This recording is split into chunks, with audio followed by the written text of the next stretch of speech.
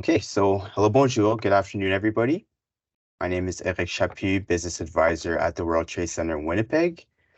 I would like to begin by respectfully acknowledging that this webinar is coming to you from Treaty 1 territory, traditional territory of the Anishinaabe, Cree, Oji-Cree, Dakota, and Dene people, and on the national homeland of the Red River Métis. Thank you for joining the importance of an export plan, which will be presented by Esmeralda Rodriguez. A few housekeeping information before we start.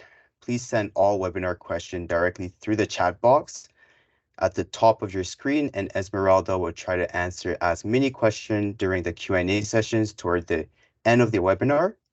For all logistical questions, please send directly to the chat box and I will answer your question as soon as possible. You will also receive the PDF copy of the presentation and a recording of the presentation within the next week.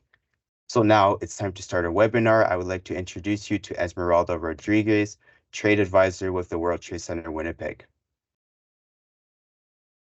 She's originally from Bogota, Colombia. Esmeralda Rodriguez moved to Winnipeg in 2019 and then joined the WTC Winnipeg as a trade advisor. Her role is to help Manitoba businesses reach their corporate goals through obtaining strategic data, locating business opportunities, and connecting business with potential Canadian and international partners, as well as providing advisory services on issues such as export planning, market entry strategies, and financing options. She finished her international business postgraduate program at the Manitoba Institute of Trade and Technology and received her international certification as a trade professional. All right, so let's begin this webinar. Esmeralda, take it away. Thank you, Eric. Thank you very much. I am going to start. So hello, everyone. It's very exciting to be here with you today. And I would like to start my presentation saying that being an exporter is not an easy decision, but being prepared could help you to navigate through all the challenges that you are going to face. So today we are going to talk a little bit about what are the things that you need to know and why it's so important to have an export plan ready. So let me go to the next slide. So those are the topics that we are going to cover today. So what is an export plan? Why it is so important to have one? Why it is so important also for financial institutions? The export plan process, what to include in an export plan, and how to write an export plan. So what is an export plan? An export plan is a work in process document that you will need to continue reviewing while you try to adapt your business to new conditions, or if you plan to sell your products or services at an international level. As the slide says, an export plan is a window into your company's international strategy. So you can include as much information as possible inside of your export plan to show that you are prepared for that specific market. So why it is so important to have one? It can help you assess your own readiness to go global. So you can only realize it by starting doing initial research and by starting developing an export plan. An export plan is a document that is between 25 and 50 pages. So the idea is that you are going to be prepared to develop that document. It can also help you to develop the right market entry strategy to penetrate the market by doing initial research on your potential markets and also understanding the environment in those specific markets.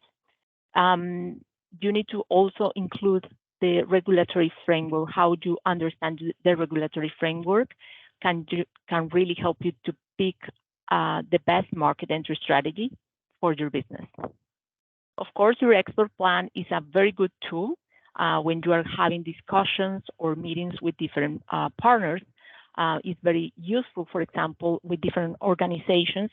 Sorry, a lot of companies ask themselves, I am going to go global, but I am too small. If for example, if my revenues are $30,000 or less.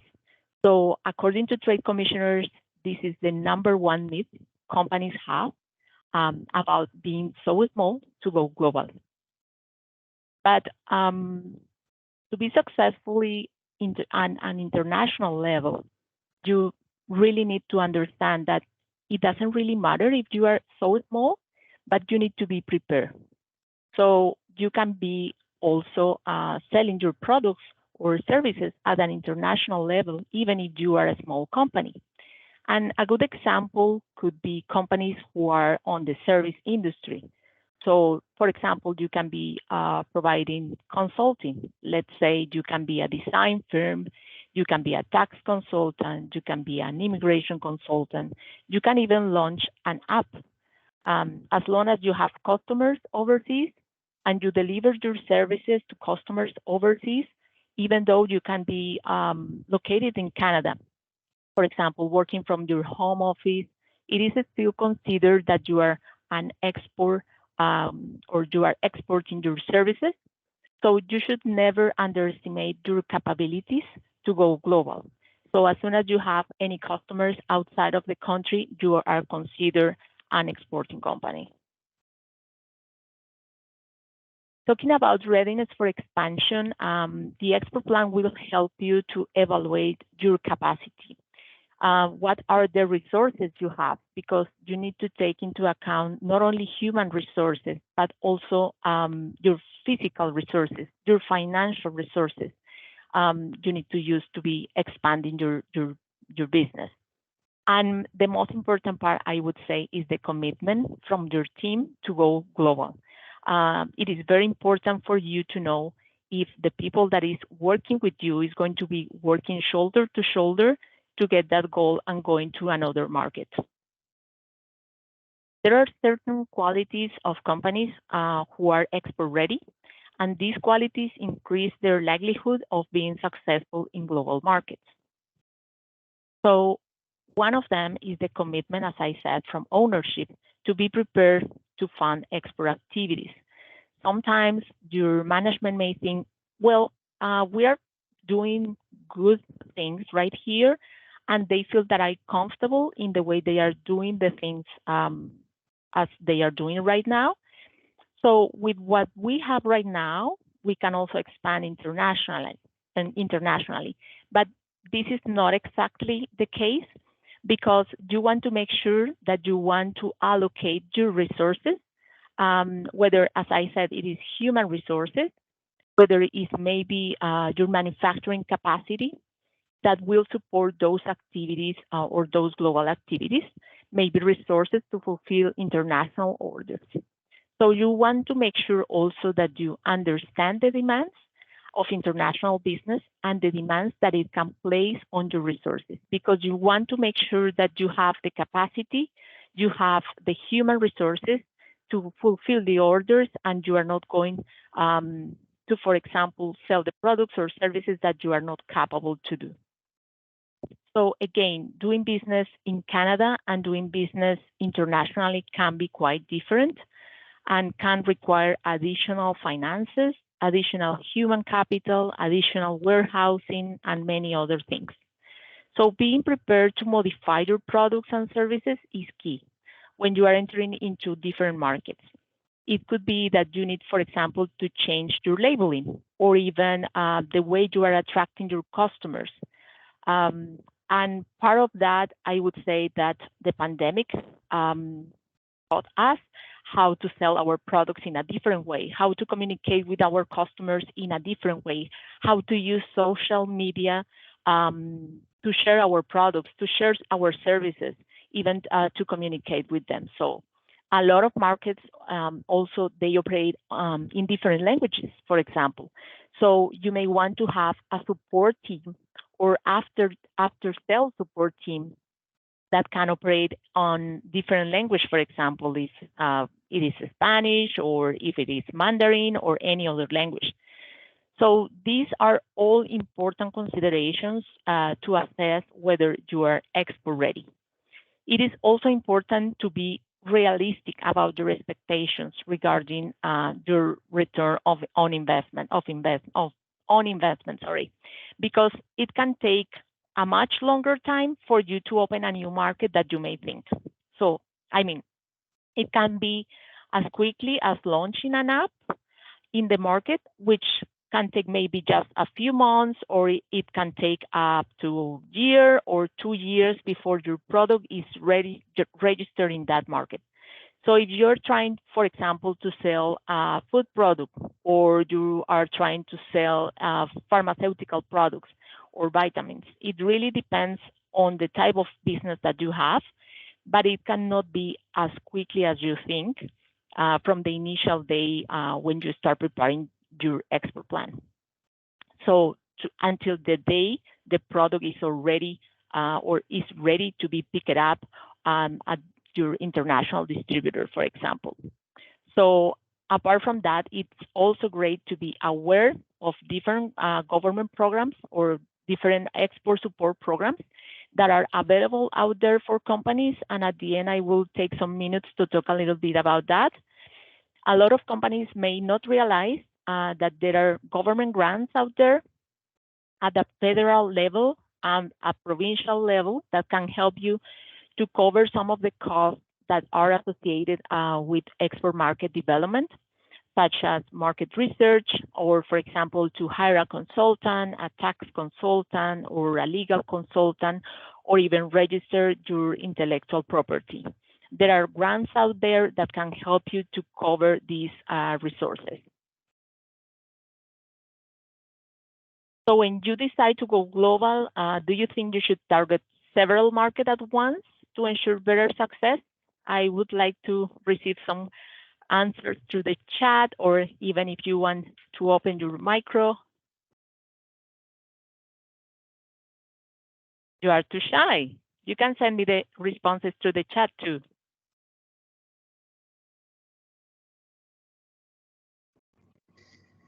Okay, so yeah. So, well, answering this question, I think is, well, it's not a good idea for someone who's starting in this, for a beginner, because according with what you say, or with this class reunion, it's very difficult to open a new market. So try to open new markets at the same time should be a very difficult process. Thank you, Rafael. Thank you for your answer. And the answer is no. When you decide to go global, as you said, Rafael, you should think that you need to be focused. So the idea is that when you are just starting your export plan, ideally you just want to start focus on one or maximum two markets. So a lot of companies, and especially here in Manitoba and in Canada, start exporting to the US. And I would say that this is the #1 market for Canadian companies, simply because it's a market that is very similar to Canadian market. So in the way of doing business, it is an English-speaking country. On the regulatory framework in certain industries is quite similar. So it's ready, it's easy to adjust your products to this market. So, but sometimes a lot of companies don't realize that US market is many markets in one. So you can consider every single state inside of the US like a separate market. So the regulatory framework, the sales taxes can be quite different on every single state.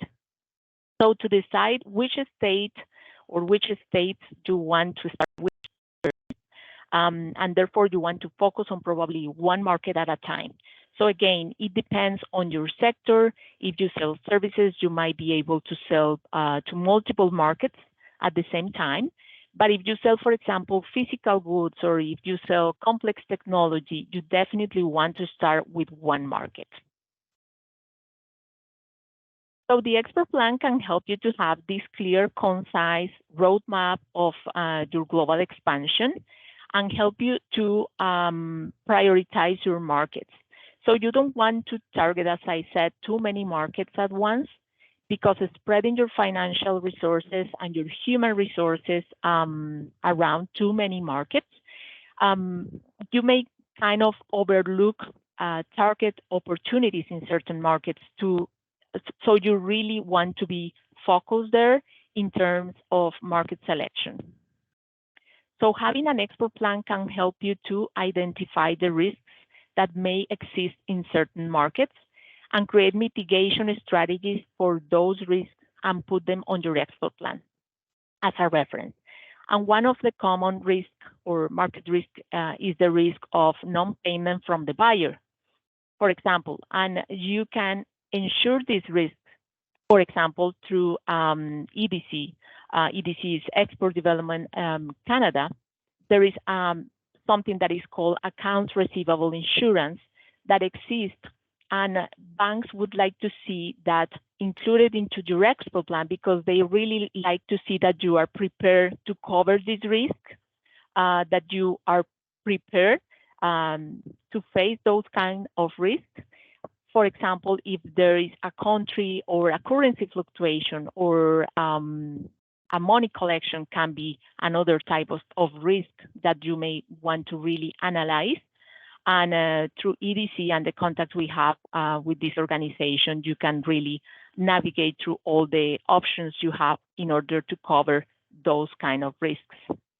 If you happen to come across one market, the expert plan can really help you to be strategic about allocating your human resources.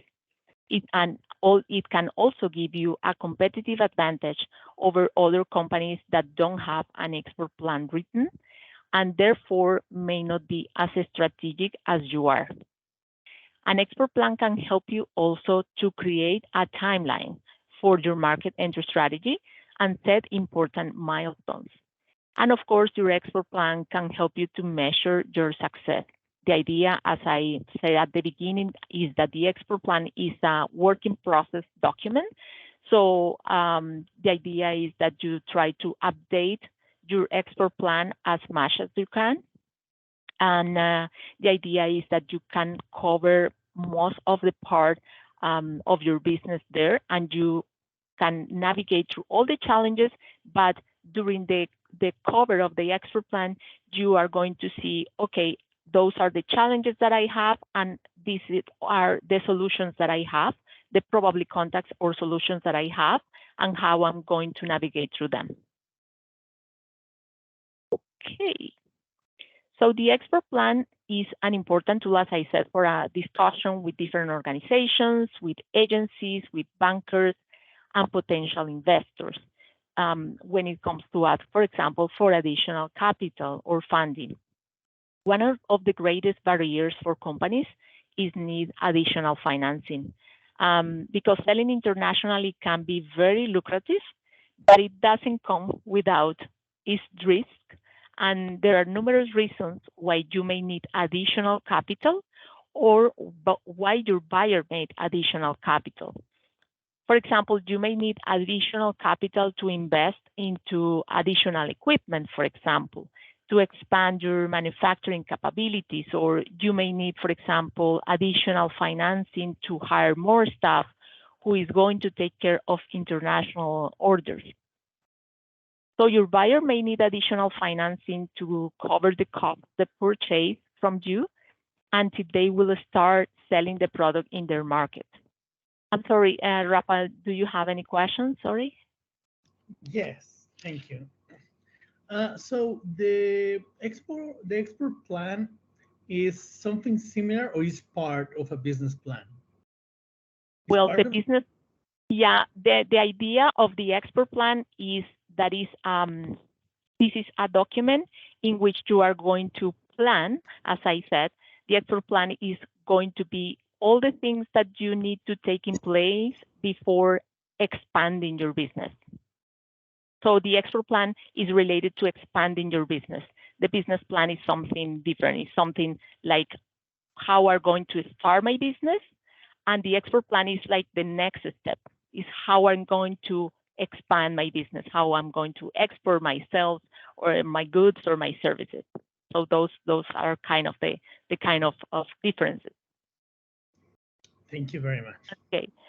So you want to make sure that you have an expert plan in place when you are going to talk, for example, to your banker, or when you are going to talk to potential partners or distributors, because just like your company is more likely to choose a business partner, for example, who appears to be professional, who appears to know their market, who appears to know their business capability. So as I said before, when you are going to a bank or when you are going to ask for money, for example, from the government, you are going to be more professional if you have an export plan already in place. You seem to be more engaged, with more commitment about your export capability. So the export plan is a great tool to do that. So it's the same for potential distributors. They also want to see that you are prepared, that you have a plan written that can clearly demonstrate that you your business capabilities. So having an export plan is very useful, for example, when you work with Canadian Trade Commissioners. And some of you may already be familiar with Trade Commissioner Service. It's part of Global Affairs Canada. And they have representation in pretty much every embassy of Canada around the world. And their main goal is to help Canadian companies to succeed in those specific markets by providing you market intelligence, sector intelligence, putting you in touch with local contacts there, whether it's tax advisors, business advisors, putting you in touch with potential distributors and other supports. However, to qualify also for their specific services, they want also to make sure that you are ready to export before they can help you. They want to see that you have some kind of export plan in mind, that you have done your due diligence, that you know your markets, that you want to focus, and they want to see your unique value proposition and how you can contribute to Canadian economy. That's the most important part. So that's a great service to work with. But again, you want to demonstrate that you have an export plan in place. Having an export plan is also important when you apply for different government grants and funds, as I said. So they may also request for you to submit an export plan before they approve your funding, because there are different types of funding that exist for exporting. So there could be funding available for business travel or participation in trade shows. So before applying for this kind of funding, you want to identify, for example, which are the trade shows I'm going to attend, how much is going to cost you to register on those specific trade shows, how much is going to cost you to travel, to send your staff to participate on these specific trade shows. You want to know how much is going to cost the hotels, the flights, the food accommodation, etc. Why having an export plan is specifically important when you are talking to financial institutions. Like I said before, there are numerous reasons why you may need additional capital, or why your buyer, for example, may need additional capital. And there are financial solutions and insurance solutions out there. So you want to make sure that you demonstrate to the banker or the financial institution that you understand your market environment, that you understand your competition. Let's say that you have a potential partner already, that you understand the regulatory framework about your product. You can also demonstrate the cost and benefits. You can do an analysis between the cost and benefits of your export expansion. You can demonstrate the correlation of risks versus the benefits. Let's say you are going to a high risk market like China, for example. So, however, it can also have a great benefit if you are prepared to go into this market because you have done your due diligence on these specific markets. So you want also to outline financial requirements for the bank. You want to clearly explain what you will need the money for and how much. Like I said, if your goal is to focus on expanding your manufacturing capacity, then you want to show that you need to purchase additional equipment, for example, additional manufacturing equipment, and you are going to include all the prices of the machinery that you are going to buy. So every single thing needs to be clearly explaining to the expo plan. You already have quotes. So you also want to demonstrate a time frame for your expansion to the banker. So the banker can see how quickly you are going to start making sales, how quickly you are going to start making revenues in those markets. So those are really important points when you want to demonstrate to the banker that you are going to be prepared inside of your export plan.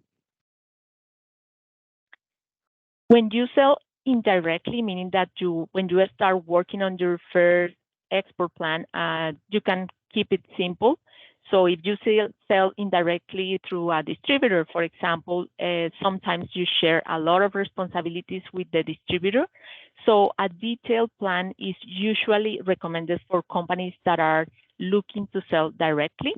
So it means that you want to sell directly to end consumers in those markets, for example, through e-commerce. So if you are going to sell through e-commerce, you need to take in place that you will need to redesign, for example, your website. You will need to change your marketing strategy. For example, you need to change your sales channels. So those are like the kind of important things that you need to take in place. So depending on whether you are a services or you are selling physical goods can be quite different.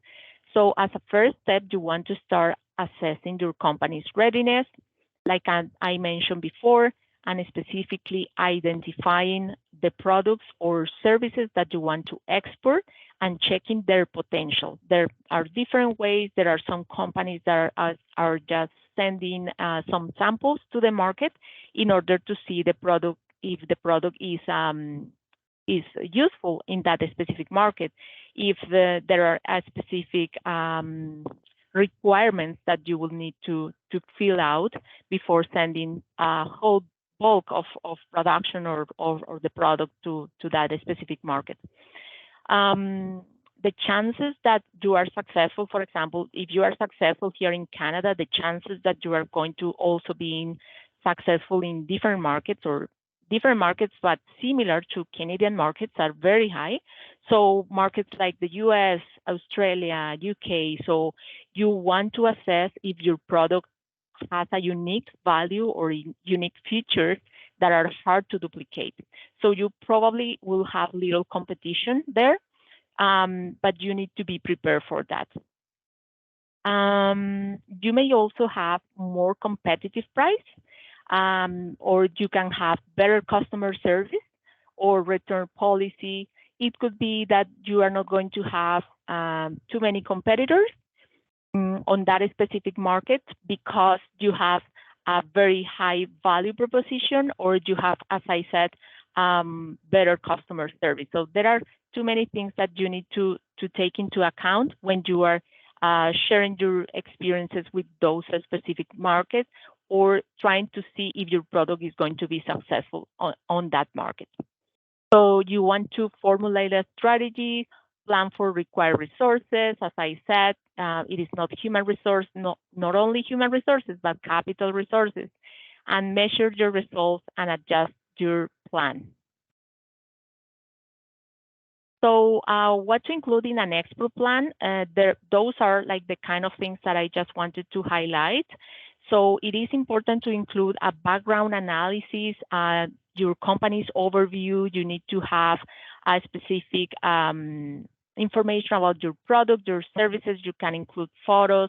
Make your export plan as much visual as possible, because there are some people that know about your products or your company, but there are some others that don't know anything. So keep it simple. So those are like the kind of things that you are going to include: your target market analysis, the market entry strategy. You are going to do market selection criteria, distribution channel. You are going to include financial plan, that is the most important part, and those that are more focused for bankers, especially the implementation schedule, what are like the timelines, the goals that you are going to demonstrate, and the milestones that you are going to follow. So as I said, the format of the Expert Plan is a key element to ensure it is easy to read. You need to include a cover page, a table of contents. You need to put the name of your company, keep it on paragraph descriptions, illustrate with graphics, photos, and organigrams as possible. I will show you here an example of table of contents. You can find different examples on the internet, but here you will see some of the information that you can include on your Expert Plan. If you are going to receive the presentation after that, and you will see on this specific slide all the information that you will need to include into the document. As I said before, I just wanted to mention two different support programs that are offered by the Manitoba government. The first one is called Export Development Plan, that has a component of market research fees that could assist on development of the export plans. This component needs to be tied to a trade show or a trade activity in the market that you are applying for. There is a contact information there, and telephone number. The program is still open and is receiving applications. And the second one is the Sustainable Canadian Agricultural Partnership Program. It provides financial assistance for agriculture, agri-food, and agri-product sectors. It has two funding streams, the marketing information and research, market development planning. There is also contact information and telephone.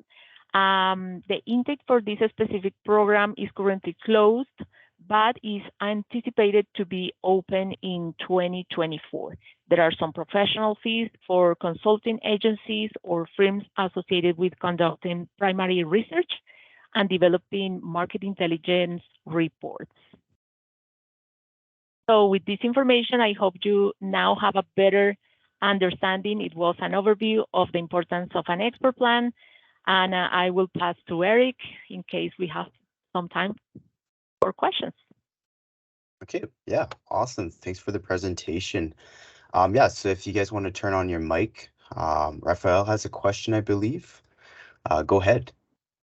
Yes, me again. Hello, everybody. Esmeralda, well, as you say, some of these programs or these help or tutorials to develop this kind of document are already closed.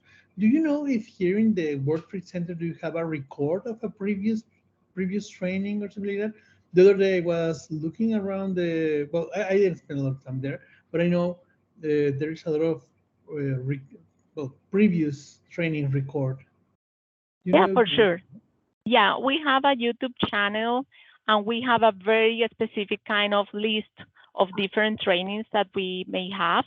For the expert plan, it would be better if you can have a meeting with any of trade advisors. So I think Eric is going to share my contact information there. We can have a trade consultation there. We can have a meeting and see what are going to be like the kind of things that you would need to start your expert plan. Okay, I already sent you a request in LinkedIn. Perfect. Because I would love to talk with you because there's. Okay, perfect. Thank you, Rafael. Thank you. Thank you. Very, very nice presentation. Thank you. Thanks. All right, perfect. Well, I think we're gonna close up this this session here. Again, thanks everybody for joining, and have a good day. Cheers. Thank you, everybody.